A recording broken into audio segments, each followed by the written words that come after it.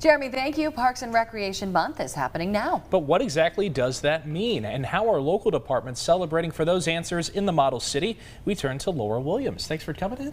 Thank you for having me. Well, in Kingsport, we know our brickyard parks, our green belt, stuff like that. What are people missing out on with Kingsport Parks and Rec? Oh my, there's so many things that Kingsport has to offer.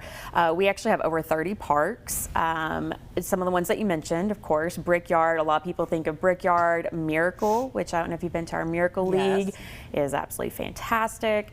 We have Domtar, so you have a lot of your athletic facilities, but at the same time, in the last couple of years, we've added in the Scott Adams Memorial Park, skate park, and there's also the pump track right next to it.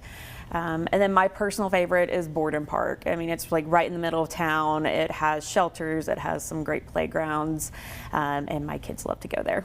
Years ago, I went to a park over in Kingsport with a waterfall, and I was like, it's just hidden gems everywhere, you little things all over the place. And you guys, it's not just about visiting the parks, it's about the events that you put on within the city. So tell us about how people can find those. Okay, well, so if you go to our website, kingsportparksandrecreation.org, you can find all of our events there. It'll take you to our website, registration wise, to where you can look up everything. Right now we have a lot of Fun Fest events about to start, so if you like pickleball, volleyball, even if you're a dog lover, we have a Fur Fest coming on.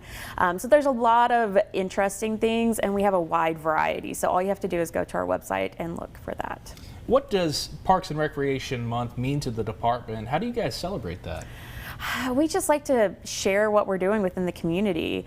The community itself is so lucky to have such a vibrant Parks and Recreation department. I've lived in other places that hasn't had that, and so coming back to this area and seeing what all we have to offer, I'm still learning all of that. So if there's something that you like to do, health and wellness wise, we probably have it.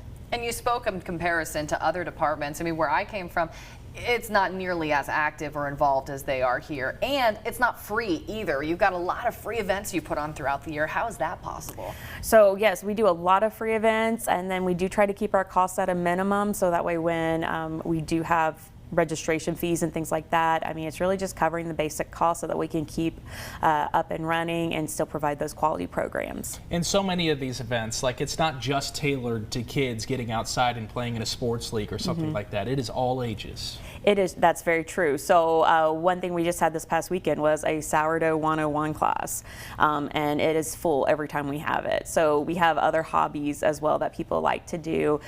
We have intro to skateboarding classes. We have lots and lots of pickleball classes going on, and just even playing. So just a little bit of everything for everyone.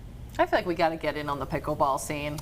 I know. So many people are playing it, and a lot of people are talking trash about it too. Yeah, and you know what? Kingsport is the perfect place to do both of those things. Well, you know what? Thank you so much, Laura. Now, if you are interested in checking out the different programs offered in Kingsport and how to access them, head to kingsportparksandrecreation.org. We'll be right back.